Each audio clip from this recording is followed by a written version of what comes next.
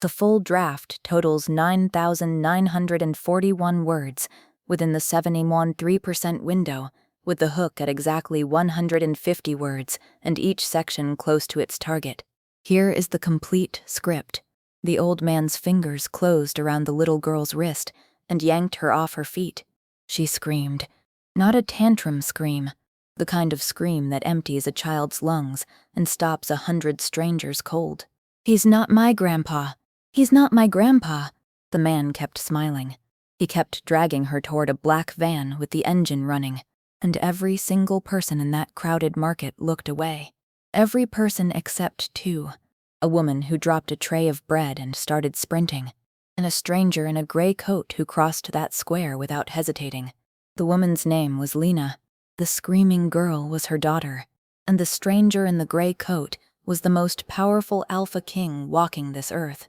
Why would anyone risk stealing one small girl in broad daylight in front of 100 witnesses? Now stay with me on this one. Lena got there first.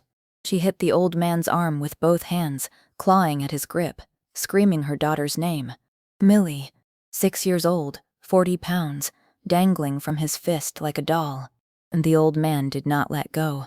That's the part that made Lena's blood run cold. She was pulling with everything she had, and his arm didn't move an inch. His smile didn't move either. He looked down at her the way you look at a bug on a windshield, and he said, quietly, so only she could hear it, "You know whose child this is. Don't make a scene. Make a scene." 100 people in that market, and he was telling her not to make a scene, because he already knew something Lena had spent 6 years pretending wasn't true. Nobody was coming to help her. Nobody ever helps. Except somebody did. A hand landed on the old man's shoulder. Not a grab, just a hand, resting there, calm as anything. It belonged to the stranger in the gray coat, and he said 5 words. "Put the child down. Now." Here's what you need to understand about that moment. The old man was strong, freakishly strong, in a way that had nothing to do with age. But when that hand touched his shoulder, his knees buckled. Actually buckled, in front of everyone. His fingers sprang open like somebody had cut a wire, and Millie dropped straight into her mother's arms. And then the old man turned around, and Lena saw his eyes do something no human eyes can do. They flashed amber. Bright, burning amber, like coals catching air. If you'd been standing there, you'd have thought it was a trick of the light. Lena knew better. She knew exactly what amber eyes meant, because she'd spent the first 22 years of her life surrounded by them. The old man was a werewolf. So, by the way, was she. And judging by the way the stranger had dropped him with one hand, so was he.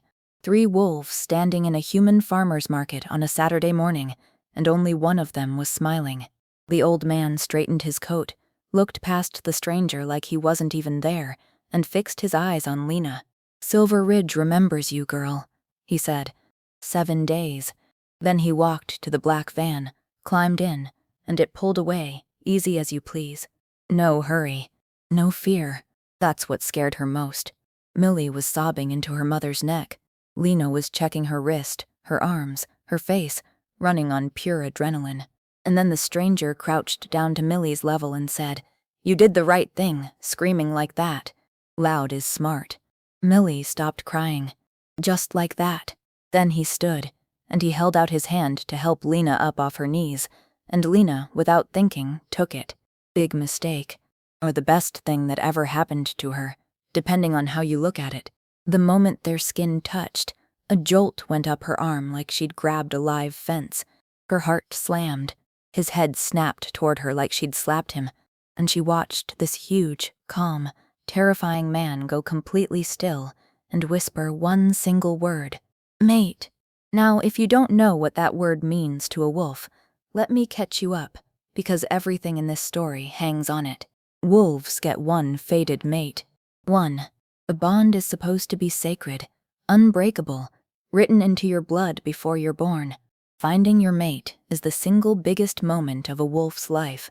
So what did Lena do when the most powerful-looking wolf she'd ever met looked at her and said the one word every she-wolf supposedly dreams of hearing? She ripped her hand out of his, grabbed her daughter, left her entire bread stall standing in the square, and ran. Didn't look back once. And believe me, she had her reasons. To understand why a woman would run from her own fated mate, you have to know what happened to her 5 years ago. 5 years ago, Lena had a different life. She was born into the Silver Ridge Pack, way up in the timber country, a middle-of-nowhere territory of about 300 wolves. She wasn't important. Her parents died young. She had no rank, no money, no powerful family name. What she had was a mate bond. At 19, at the Harvest Moon gathering, she'd locked eyes with Dane Mercer, the Alpha's only son, and the bond had snapped into place for both of them. For 2 years, she believed she was the luckiest she-wolf alive, the future Alpha's fated mate. Dane told her he loved her. Dane told her that the moment he took over the pack, she'd stand beside him as his Luna. Dane told her a lot of things. Then his father died, and Dane became Alpha, and everything Dane told her turned out to be worth exactly nothing. Because here's the thing about pack politics. An Alpha can marry for love, or he can marry for power, and Dane's pack was drowning in debt. The Crane family, the richest elder family in the region, offered him a deal. Their daughter as his Luna, their fortune behind his pack. All he had to do was get rid of the orphan girl with no name, and Dane did not even hesitate. He called a full pack gathering, 300 wolves in the stone circle. He stood Lena up in front of every person she had ever known, and he spoke the ritual words. I, Alpha Dane Mercer, reject you as my mate. I sever what the moon has joined. You are nothing to me, and nothing to this pack. Those exact words, in front of everyone, and then he told her she had until sunrise to leave the territory. I need you to understand what rejection does to a wolf, because it is not a breakup.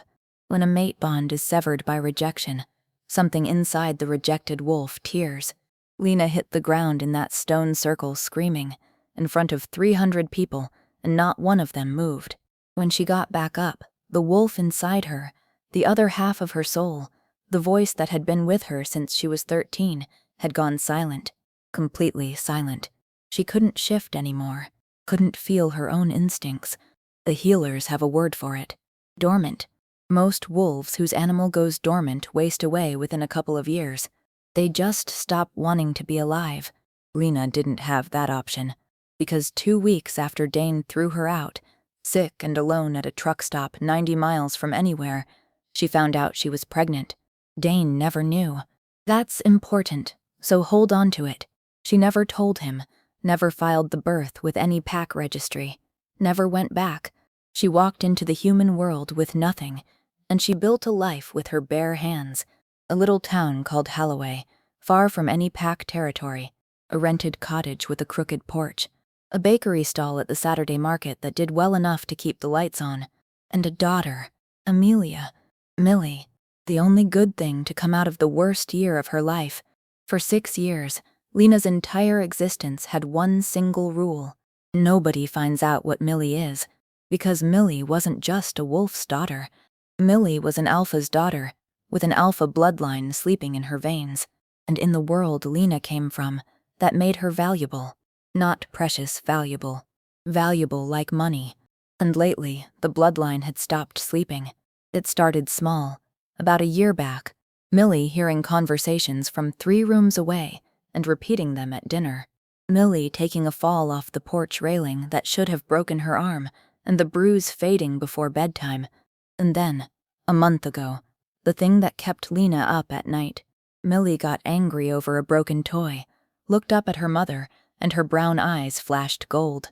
Gold is not amber, by the way. Regular wolves flash amber. Gold is alpha fire. Gold means the child is carrying dominant blood, the kind of blood that maybe one wolf in 10,000 is born with.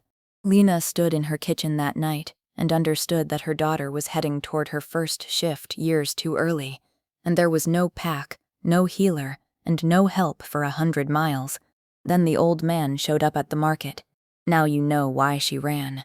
She was still shoving clothes into a duffel bag that evening when someone knocked on the cottage door. 3 calm knocks. Lena froze, kitchen knife in hand, and looked through the curtain. The gray coat. He'd found the house.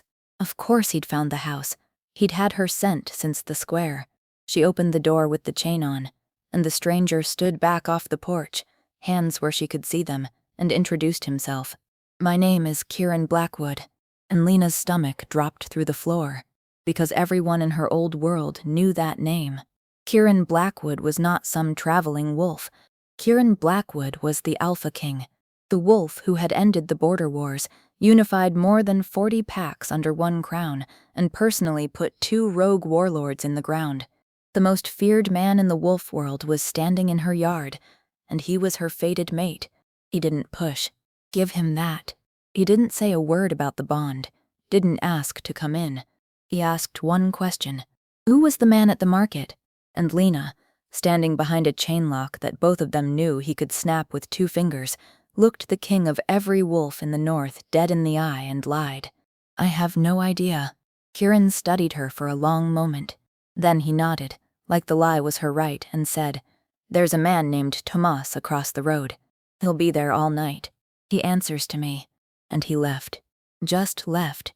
No demands, no claim, no using that word again.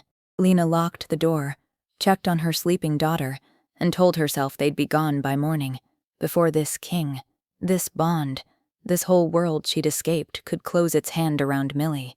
The letter beat her to it.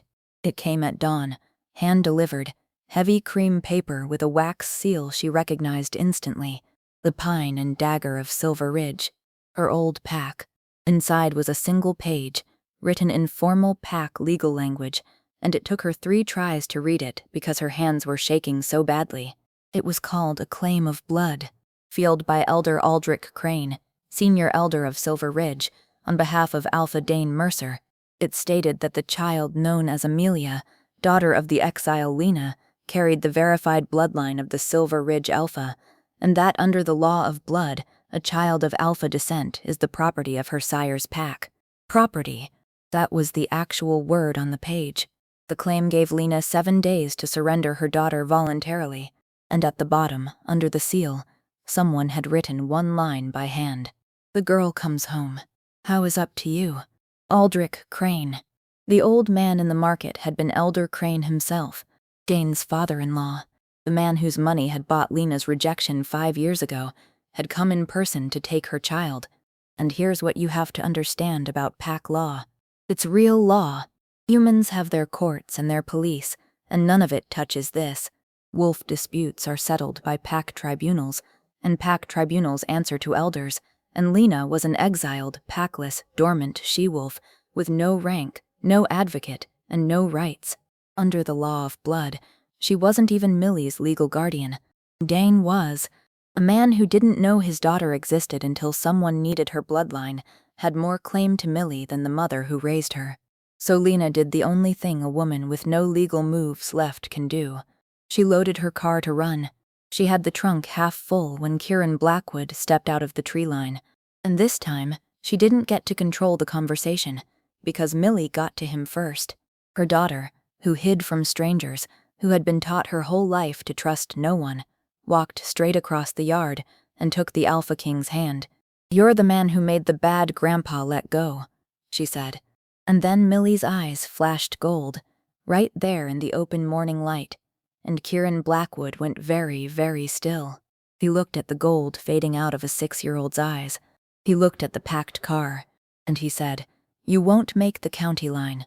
Crane's people are watching every road out of this town, and your daughter is weeks from her first shift.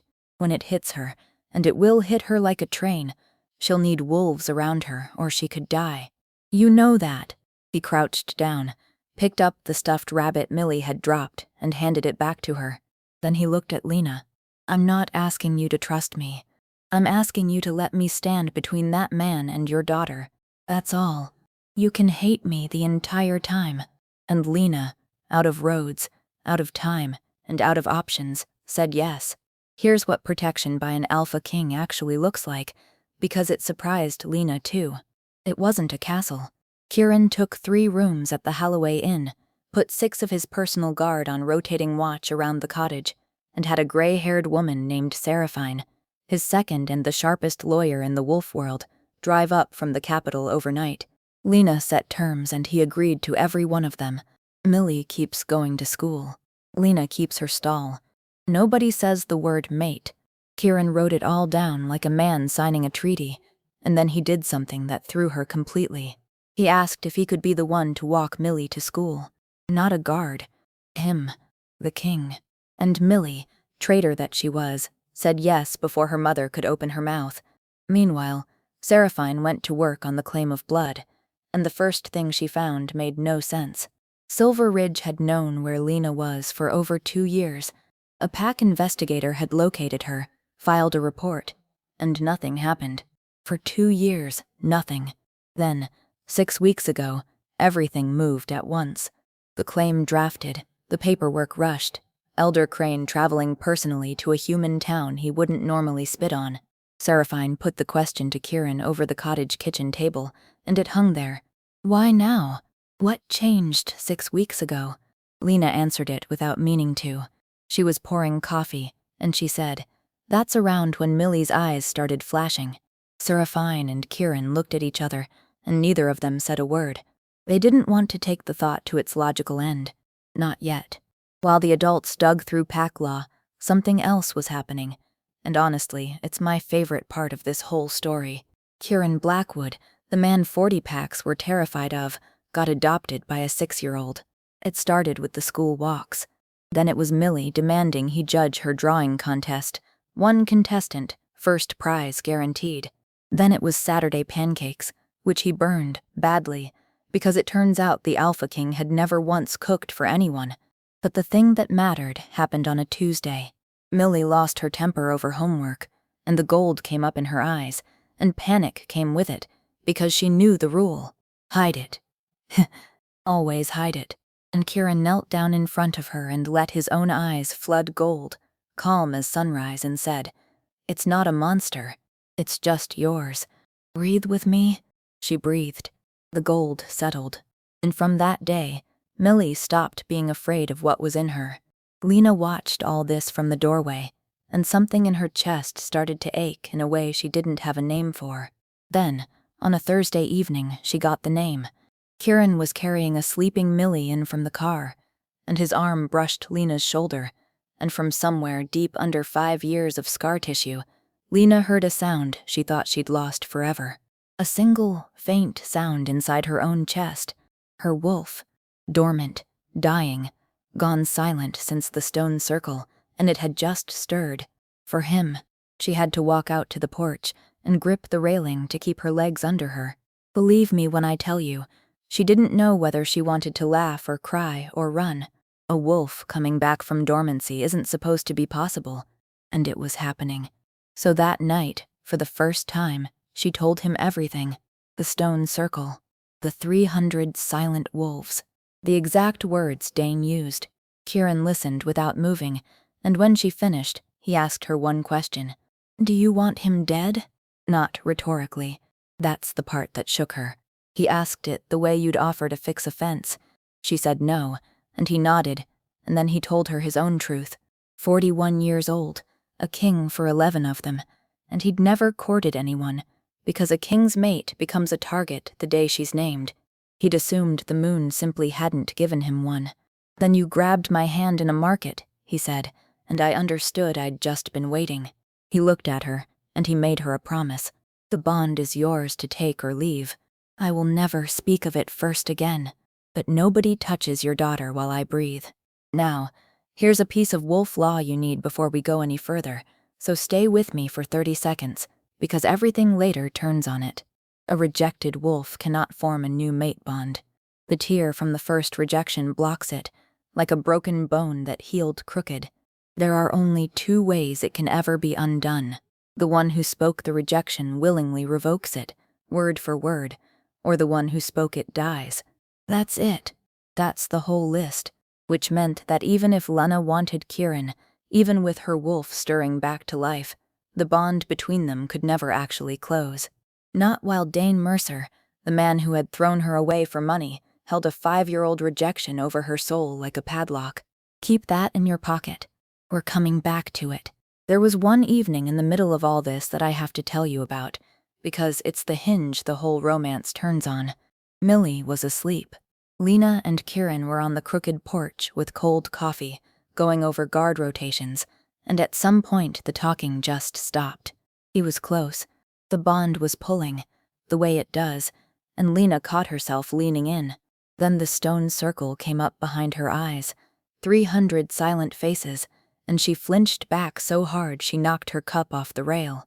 And here's what Kieran did. Nothing. He picked up the cup, set it on the step, moved to the far chair and started talking about rotations again like nothing happened. No sigh. No wounded look. No pressure.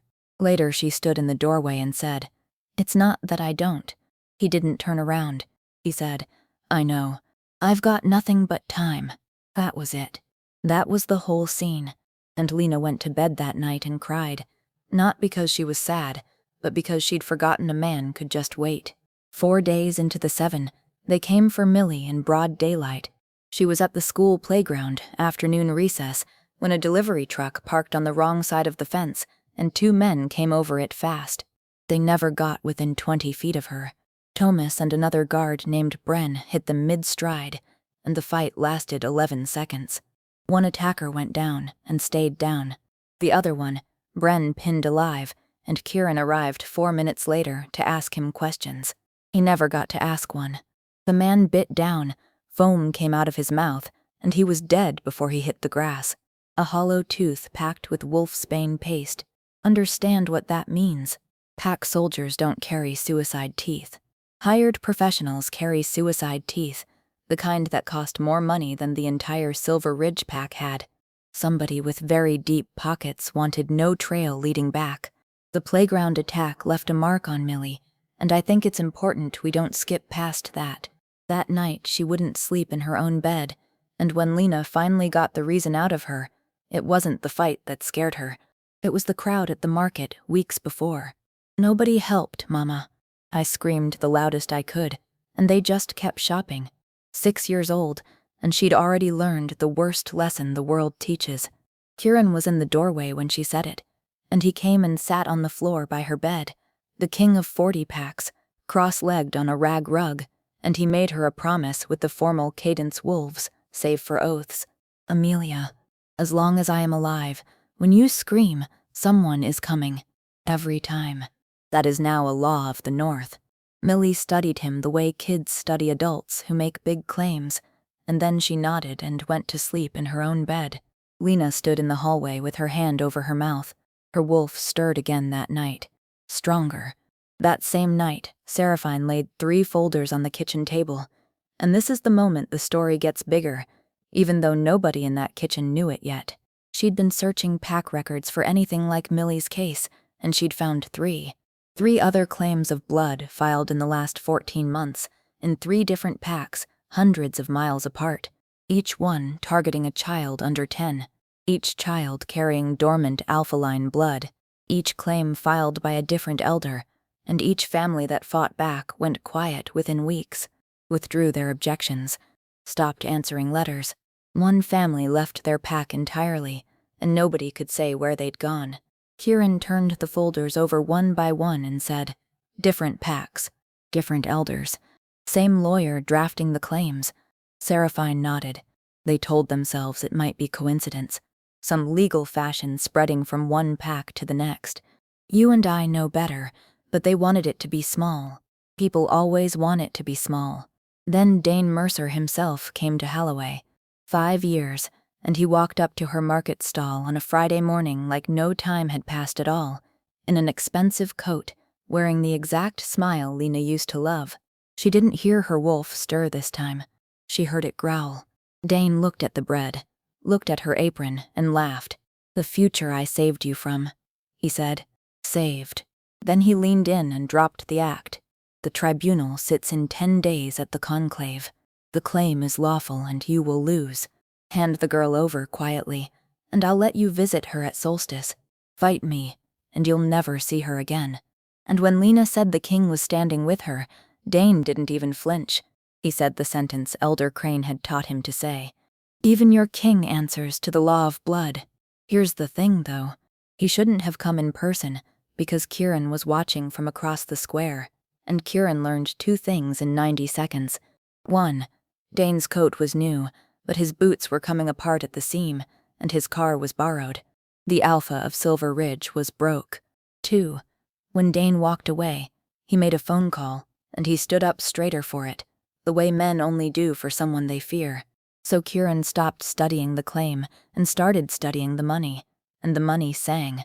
Silver Ridge owed the Crane family a fortune, decades of loans, and 8 weeks ago Elder Crane had called all of it due at once. Dane wasn't hunting his daughter out of fatherly love. That surprises exactly no one. Dane was selling Millie to clear a debt. The custody claim was just the wrapping paper, and that gave Kieran a move. You can't fight the law of blood, but you can buy a debt. Kieran's treasury quietly purchased every note Silver Ridge owed the Cranes, at a premium, through intermediaries, and then Seraphine sat across from Dane's lawyers and made it simple. The king now holds your debt. He will forgive all of it, every cent, the day the claim of blood is withdrawn, and Dane signs away all future claim to the child. Take the deal, or be foreclosed into the ground.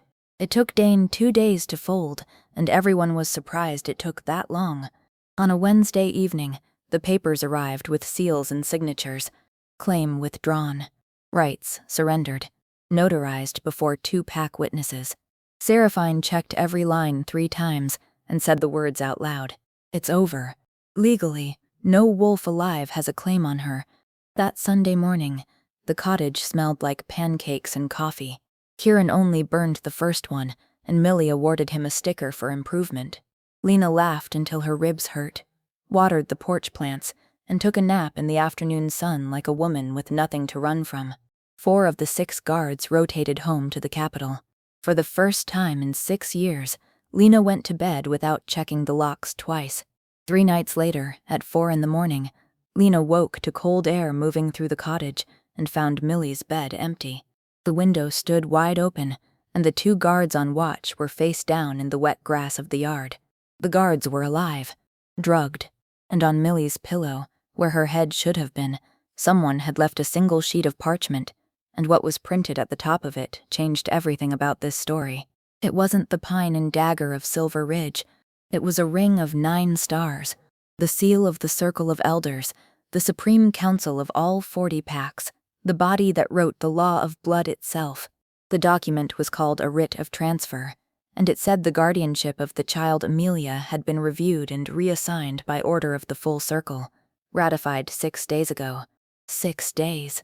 Read that again. The circle had signed off on taking Millie before Dane ever withdrew his claim. The settlement, the surrender, the celebration, the guards rotating home, all of it had been arranged. Dane folding wasn't a victory. It was bait, designed to make them relax. Lena hadn't been fighting one greedy old man and one cowardly ex. She'd been fighting the government of the entire wolf world, and it had just used its own law to steal her daughter, legally, with a stamp and a seal. Understand what that meant for Kieran, because it hit him even harder. He was the king. His power sat on top of the circle's law, the way a roof sits on walls, and the walls had just been used as a kidnapping tool. Whoever did this wasn't afraid of his crown. Whoever did this owned the paperwork his crown stood on. He didn't waste a minute on it. He walked into the yard, smelled the air over his unconscious guards, and found the trace. Wolfsbane, aerosolized, pharmaceutical grade, the kind of weapon exactly nobody sells to pack thugs. Then Kieran Blackwood took off his gray coat, handed it to Lena without a word, and shifted. Now, Lena had seen wolves her whole life. She still stepped back. The king's wolf was black, scarred, and nearly the size of a horse, and when it put its nose to the tire tracks and pulled the scent apart from 40 other trails, it moved like the night itself had grown teeth. The van had gone north, so they went north. The trail ended 40 miles out at a dead grist mill on a dammed-up creek, lights burning behind boarded windows at 5 in the morning. Kieran didn't wait for backup and didn't knock. He came through the loading door with Tomas and Bren behind him, and the 3 men inside had time to stand up. That's all the time they had. And then Kieran stopped in the middle of the mill floor, because Millie wasn't there. What was there was worse. 4 steel dog crates, bolted in a row against the wall. and inside them 4 children. The oldest maybe 9, the youngest barely 5, filthy, silent, with dull eyes that told you they'd learned not to cry because crying got no response. 3 of those children matched the 3 folders on Seraphine's kitchen table, the families who went quiet, the claims nobody fought. This was where those children had gone. Lena walked down the row of crates with bolt cutters, and the little ones flinched away from her hands, and she made herself smile at them while she cut, because that's what her daughter would need a stranger to do. One handler survived the fight, and Kieran did something that tells you everything about how his mind works. Before the man even stopped struggling, Kieran forced his jaw open and broke off the hollow tooth. No poison exit this time. The children were wrapped in guard jackets and loaded into the trucks, warm and safe, and headed for the capital by sunrise. 4 kids who were going home to families that thought they'd never see them again. If you're still with me, hit that subscribe button, because what that handler said next is the part of this story I still think about. They sat him on a milk crate, and Kieran crouched in front of him and let his eyes go gold, and the man talked for 1 hour straight. The children were inventory, his word, inventory for something called the Gavel, an auction held twice a year at solstice, and here's the detail that made even Kieran's guards go pale. It isn't held in some warehouse or some rogue camp in the mountains. It's held inside the conclave itself, the sacred seat of the Circle of Elders, the marble hall where the law of blood was written, the one place in the wolf world where violence is forbidden and every pack lays down its weapons. That's the auction house. The buyers are alphas and elder families with dying bloodlines, packs whose lines have gone thin, who can't produce strong heirs anymore. They buy children with dormant alpha line blood, raise them as their own, and harvest the bloodline into their families. The children's real names are burned. The seller of record, the man who sourced and priced every child for 20 years, was Elder Aldrich Crane, and the next gavel was in 5 days. The featured lot, the prize of the season, was a 6-year-old girl with gold in her eyes. 20 years. Let that number sit on you the way it sat on Kieran. The handler kept talking, and the picture kept getting worse. The gavel didn't survive 2 decades on secrecy. It survived on membership. A cut of every sale flowed upward, into the Circle of Elders itself, and not to one rotten seat. To many. The handler didn't know names. He was too far down the ladder, but he knew one thing everybody on the ladder knew. There's a book. Crane keeps a ledger. Every child, every buyer, every elder who took a payment, 20 years of entries in his own careful handwriting, because a man like Crane doesn't trust partners. He collects leverage on them, and the ledger never leaves the conclave. It sits in the Crane family vault, 4 floors beneath the marble hall, in the most protected building in the wolf world. The one place nobody can rob. The one place nobody would ever need to rob, because who would believe the crime was happening upstairs? Kieran walked out of that mill and stood alone in the dawn for a long time, and I'll tell you what he was thinking, because he said it out loud to Seraphine after. I built this. 11 years ago, he'd ended the border wars by giving the Circle real teeth, real law, real authority over every pack, so that no alpha could ever drag the packs into war again. It worked. The wars ended. And the machine he built to hold the peace had been quietly eating children the whole time, using the very laws that made it untouchable. Every claim of blood was legal. Every rite of transfer was ratified. The kidnapping of Millie had a case number. That's the nature of the thing he was up against now. You can fight a villain. How do you fight a filing system? Worse, he had to assume his own counsel was compromised. Any order he sent through official channels would reach Crane's ears in an hour. The king of 40 packs suddenly had almost nobody he could trust, and 5 days on the clock. And Lena stopped being afraid. I want to be precise about this, because it matters. The fear didn't fade. It converted. Standing in that mill, looking at 4 dog crates built for children, thinking of Millie in a 5th one somewhere on a road north, something inside Lena that had been silent for 5 years woke up all the way, and it woke up furious. Her back arched, her eyes flooded amber for the first time since the stone circle, and every wolf in that mill turned to look at her, because a wolf coming out of dormancy throws off power like a struck bell. Her wolf wasn't stirring anymore. It was awake. It was rabid with rage, and it wanted her daughter back. When Kieran started planning, she planted herself in front of him and said, "I'm coming." He looked at her for a long moment. Everything in him, every instinct of a mate and a king, wanted to lock her somewhere safe. And he said, "You're her mother. I'm done deciding what you can survive." Remember Dane deciding her whole life for her in front of 300 wolves. That's the difference between the two men, right there, in one sentence. Now they needed a way in, and Seraphine found it in a law so old, it was written before the conclave had a roof. It's called the King's Eye. The crown holds the right to enter any proceeding of the circle, unannounced, and inspect it in person. No notice, no permission, no refusal. The elders had never repealed it because no king had invoked it in 100 years, and honestly, because they'd forgotten it existed. It would put Kieran, lawfully, inside the conclave on solstice night, in the middle of the gavel itself. But Seraphine made sure they understood the price, and here it is. On conclave ground, the king's protections are suspended. That's the founding bargain. The reason Pax trust the place. Inside those walls, the crown is just a man. Any elder may put a formal challenge to him, trial by fang, to the death, fully legal, and if Kieran died on that marble floor, no law in the world would call it murder. Crane's whole operation survived 20 years because he never left the one building where he was untouchable and the king wasn't. They weren't walking into a rescue. They were walking into the only arena where the other side held every advantage, and the other side knew they were coming. Crane had made sure of that. Why else do you leave a writ on a pillow instead of just vanishing? He wanted the king to come. That was the last piece Kieran understood on the drive north. A mated king with an heir on the way is a king the circle can't control, and a king dead in a lawful challenge is a problem solved forever. Millie wasn't just merchandise. Millie was bait, and everyone knew it, and they went anyway.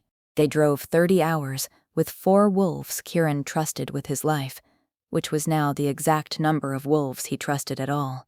Seraphine went separately, papers in a courier's bag, with a job of her own 4 floors down. On solstice night, the conclave rose out of the mountainside all lit up like a cathedral, and the road to it was lined with black cars, and hooded figures were filing through the great bronze doors with numbered tokens in their hands. Auction tokens. Somewhere behind those doors, under the ring of 9 stars, a little girl was waiting to be sold, and her mother was walking up the steps to the most sacred building in the wolf world, with murder in her freshly woken heart. The doors opened. Stay with me. The hall inside was marble, tiered like an amphitheater, and it was beautiful, and that's the obscenity of it. 9 empty thrones ringed the high gallery under 9 stone stars. Below them, on cushioned benches, sat maybe 200 hooded figures holding numbered tokens, and on the central dais, under the lights, stood an auction block. An actual block.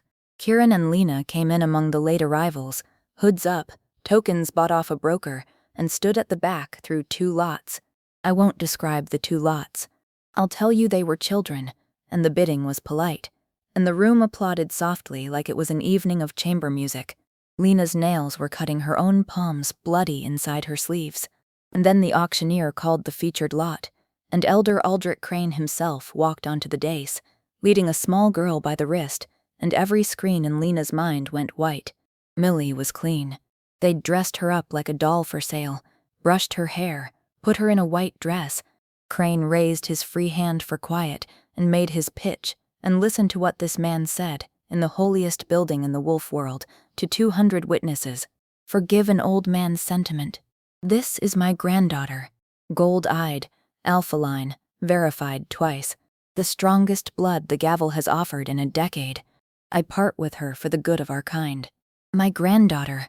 And Millie, 6 years old, up on that block under those lights, did exactly what she did in the market. She sucked in all the air her small lungs could take, and she screamed it at 200 of the most powerful wolves alive. "He's not my grandpa! He's not my grandpa!" And the hall did what the market crowd did. 200 faces looked politely away. Somebody chuckled. The auctioneer reached for his gavel, and a hooded figure at the back of the hall stood up and started walking down the center aisle. Here is what the Alpha King did next, and I'm going to give it to you exactly as it happened. He walked slowly. He let the hood fall back on the third step, and the recognition moved through those benches like ice cracking on a lake. Then he stopped letting them breathe. Every dominant wolf carries an aura, a pressure they keep chained out of courtesy, and Kieran Blackwood had been chaining his for 11 years, and in the middle of that aisle he dropped the chain. The pressure of an Alpha King off the leash rolled through the hall like a physical thing. Buyers slid off their benches to their knees. Grown alphas grabbed the marble to stay upright. Glasses shattered on the gallery rail. And into that ringing silence, Kieran spoke the old words. By the crown, I invoke the king's eye. This proceeding is under inspection. Nobody moves. Nobody leaves. And 200 wolves knelt on the floor of their own secret temple, caught, lit up, witnessed. Millie's voice came down off the block, small and certain. That's my mom's friend. You're all in trouble now. Give Aldrich Crane this much. He didn't run, and he didn't grovel. He'd been preparing for this exact night for 20 years, and he stood over that kneeling hall and played his card. The king honors us, he said, and the king knows the founding law. On conclave ground, the crown protects no one. I hold this child by ratified writ, and if the king disputes the circle's law, there is one lawful remedy. He let it land. Challenge. Trial by fang. To the death. Then the trap showed its teeth. A side door opened, and out came Dane Mercer, flanked by 2 wolves Lena had never seen. Big, scarred, professional. The same stock as the men with the poison teeth. Crane hadn't just baited the king into the one building where killing him was legal. He'd bought champions for the occasion. 3 of them, against 1 man, and it was all perfectly lawful, and the 9 empty thrones above them said everything about how many powerful people intended to watch the problem solve itself. Kieran took off his coat, folded it once, and handed it to Lena, the same way he had at the mill. 10 minutes, he said. He was wrong. It took 14. I won't pretend it was clean. Trial by fang is fought shifted. No weapons, no help, and when 4 wolves hit that marble floor, the sound alone emptied the front benches. The 2 hired champions came in first, coordinated, trained, 1 high and 1 low, and the low one's teeth found Kieran's shoulder in the opening seconds and tore it open to the bone. Lena stood at the dais with Millie's face pressed into her side, and she watched her mate's blood spray across white marble, and she heard her own wolf howling to get out. But here's what the buyers understood by minute 3, and what Crane understood by minute 5, and you could watch the understanding age him. The border wars weren't stories. The king's scars weren't decoration. Kieran took the first champion's leg out at the joint, took the second one's throat when the wolf turned to check on his partner, and dropped him without ceremony. And then it was Dane. Dane, who had watched his hired help die, and now stood alone, shifted, circling the king with his ears flat. Dane, who had built 5 years of swagger on a rejected girl's silence. It lasted 90 seconds. Kieran didn't kill him. That's the part you need to see. He broke him, joint by joint, pinned him flat on the marble in front of everyone, jaws around his throat, and then he shifted back, human, bleeding, and said 1 word. Revoke. Dane didn't understand at first. Concussed, pinned, half-shifted. He thought the king wanted the writ. Kieran leaned down and made it very clear. 5 years ago you spoke a rejection over the woman standing on that dais. You will revoke it, word for word, willingly, or I will finish the challenge the lawful way. And you could see the calculation crawl across Dane's face, because that's who Dane was, a man who calculated even with teeth marks in his throat. Revoking freed Lena to bond again, to bond with the king. Refusing meant dying on this floor. He chose the way men like him always choose. Flat on his back, in front of 200 witnesses, Alpha Dane Mercer croaked out the words. I, Dane Mercer, revoke my rejection of Lena. What I severed, I release. I restore what I broke. And listen to me, because I told you to keep this in your pocket. The moment the last word left his mouth, the lock on Lena's soul, 5 years old, rusted shut, tore open. She made a sound she'd never made in her life, half sob, half howl, and dropped to one knee. And when she raised her head, her eyes weren't flashing amber. They were blazing. Her wolf came up through 5 years of scar tissue like floodwater through a broken dam, and right there beside the auction block, Lena shifted for the first time since the stone circle. Silver. Her wolf was silver, lean and shaking and alive, and Millie laughed out loud in that terrible hall. Pure delighted child's laughter, because her mother was magic. And that was the exact moment Aldrich Crane made his final move, because desperate old men always move when everyone's looking at something beautiful. He snatched Millie off the dais with a silver blade against her ribs and started backing toward the vault stairs, shouting that he'd trade the girl for passage. He made it 4 steps, because he'd grabbed Millie by the wrist. Again, the same grip from the market, the same crushing old hand, and something in Millie had had enough. Her eyes went full gold.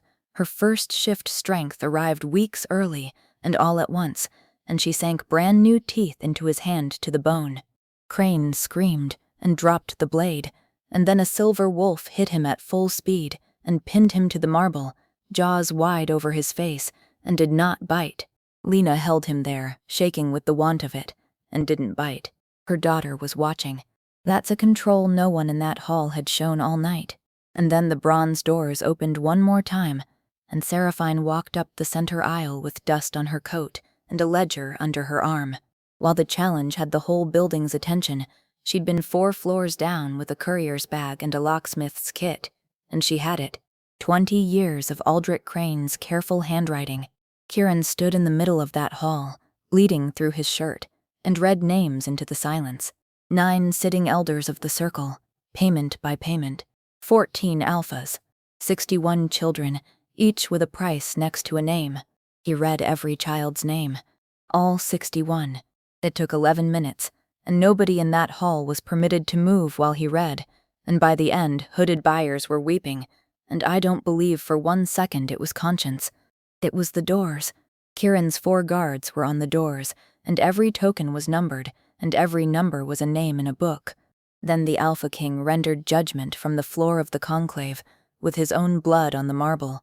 And this is the moment the title of this story promised you. So here it is in full.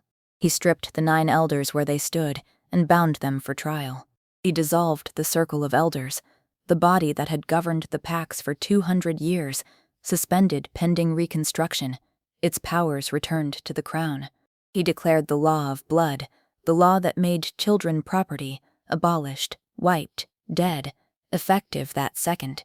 He sentenced Aldrich Crane to face the families of 61 children at open trial. He banished Dane Mercer, stripped of rank, stripped of pack, packless and nameless, forbidden from ever crossing into the north again. And then, with the entire order of the wolf world lying in pieces around his feet, he did the thing nobody saw coming. He knelt, the Alpha King, on his knees, on the marble, in front of a silver wolf and a gold-eyed little girl, and he said, "Lena, I've made no claim on you, and I make none now, but the lock is off, and my answer is yes, whenever you want it, or never, and I'll serve either one." The silver wolf walked to him. She pressed her forehead against his ruined shoulder, and the bond that had been waiting since a farmer's market in Halloway closed over both of them like sunrise, and 200 wolves felt it snap into place. And Millie, still in her white auction dress, marched over, put her small hand on the king's bleeding shoulder, and delivered the verdict that mattered most. "You're not my grandpa either," she said. "Can you be my dad?" Kieran Blackwood had taken a torn shoulder, a lawful death trap, and the collapse of 2 centuries of government without his voice breaking once. A 6-year-old asking that question broke it. The whole hall heard him have to stop and start over. "Yes," he said, "if your mom agrees. Yes, and no one will ever hold your wrist again, unless you're holding theirs back." Millie considered this with the gravity of a judge, then nodded and hugged him, white dress against bloody shirt, in the middle of the wreckage of the old world. And 200 of the most powerful wolves alive knelt on that marble and watched the King of the North close his eyes and hold on to a little girl like she was the one saving him. Believe me, in every way that counts, she was. Now let me tell you what happened after, because a story like this doesn't end when the fighting stops. It ends when the accounts are settled, and settling them took the better part of a year. The ledger went to work first. 61 names, 20 years, and Kieran put teams on every single entry. Some of those children were grown now, adults in their 20s living under names that were never theirs, and there were nights that winter when a knock on a door somewhere in the territories was answered by a young man or a young woman who got handed a photograph and their own real name, and a mother who had never stopped looking. Not every reunion was gentle. Some of the stolen ones had loved the only families they remembered, and untangling that took healers and time and grief. But they got the truth, every one of them, and the choice of what to do with it. That was the new rule underneath everything Kieran rebuilt, the choice. The 4 children from the grist mill went home first, and Kieran drove 2 of them back personally, because he said a king should have to look at what his laws allowed. One of those homecomings happened in a Pack village at dusk. A mother who had signed the surrender papers under threat, coming off her porch at a dead run, and the guards who were there still won't talk about it without stopping mid-sentence. The handler who confessed testified at every trial in exchange for his life, and he's spending it in the same work camp as Crane, which has a certain poetry to it. And Seraphine, the woman who walked into the most protected vault in the wolf world with a locksmith's kit, while a death match covered the noise, was named First Counsel of the New Order. She claims she's too old for the honor. She has not, you'll notice, declined it. The trials ran through the spring. 9 elders of the dissolved circle stood before open court, and here's the detail people still talk about. Kieran refused to judge them himself. He impaneled the families. Parents of the taken children sat as the tribunal, and Aldrich Crane, who had smiled through 61 sales, had to stand in front of them for 11 days while his own handwriting was read back to him. He kept his chin up until the 3rd day, when a woman whose son was taken in the 1st year of the gavel simply held up the photograph of her boy and said nothing at all. They say that's the day Crane stopped looking up from the floor. He'll spend the rest of his long wolf life in a work camp in the far north, building and repairing the orphan halls his money once emptied. No poison tooth. Kieran had them all pulled the first night. And Dane Mercer? No camp for Dane. Something worse. For a wolf. Nothing.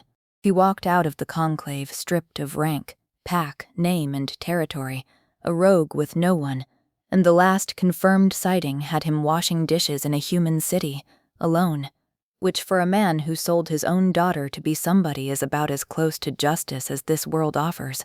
Then came the rebuilding, and this is where Millie changed the wolf world a second time. The new council that replaced the circle wasn't made of elder families. Kieran seated pack healers, teachers, 2 of the mothers from the tribunal, and, for the first time in 200 years, commoners with no bloodline worth a dime. And the first law the new council passed is on the books under a little girl's name, Amelia's Law. No child of any pack may be transferred, claimed, fostered, or bound to anyone without the spoken consent of the child and the parent who raised them, witnessed in open court, and any claim of blood against a child's will is void on its face. The law of blood, the law that had made Millie property, wasn't just repealed. It was replaced by a law that says a child's own voice outweighs any bloodline ever born. A scream in a farmer's market became a statute. I love that part. I don't mind telling you.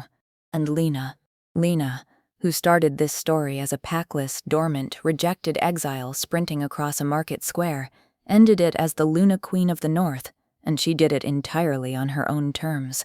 She said yes to the bond ceremony under the summer full moon, on the cliffs above Kieran's keep, with 4 rescued kids from the grist mill throwing flowers and Seraphine officiating with the driest wedding speech in recorded history.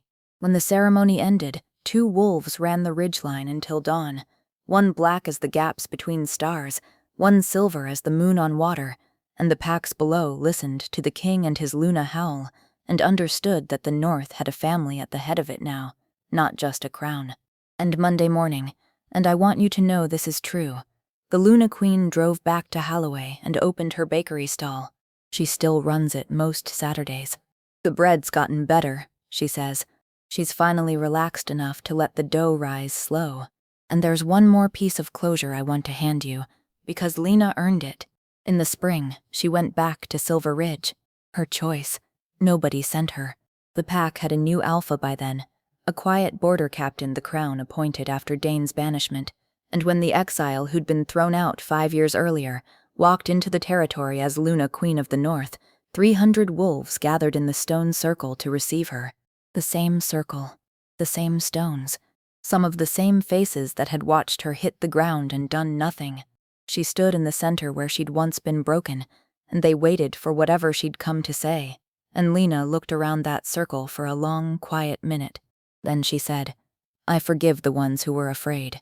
I was afraid for 5 years. It's a place you live, not a person you are. That's all." She didn't stay for the feast. She drove home to her family.